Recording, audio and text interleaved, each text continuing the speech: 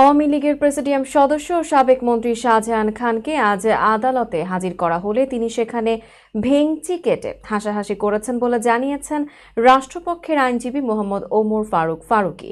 সোমবার তাকে ঢাকার চিফ মেট্রোপলিটন ম্যাজিস্ট্রেট আদালতে তোলা হলে তিনি এই কাণ্ড ঘটান। ওমর ফারুকী বলেন, শাহজাহান খান আজও আদালতে ভেংচি দিচ্ছিলেন এবং হাসাহাসি করছিলেন, কারণ তারা খুব নির্লজ্জ। 15 বছর মানুষকে গুম খুন করেছে, অথচ তা নিয়ে তাদের কোনো অনুশোচনা নেই। তিনি আরো বলেন, হত্যাকারী হিসেবে তারা অ্যাডিক্টেড হয়ে গেছেন, তাই তাদের লজ্জা নেই। রাষ্ট্রপক্ষের এই আইনজীবী বলেন, তারা হাসুক বা পুলিশকে ধমক দিক, এতে তারা নিজেদের ফ্যাসিস্ট হিসেবে প্রমাণ করছে।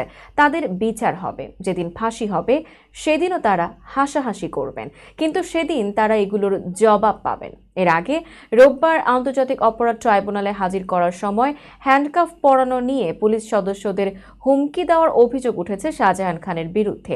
এই ঘটনার জেরে বিচার কাজ শুরুর আগে ট্রাইব্যুনালে হাজির হওয়ার সময় শাহজাহান খান তার হাতে হ্যান্ডকাফ দেখিয়ে বিচারকদের দৃষ্টি আকর্ষণ করেন।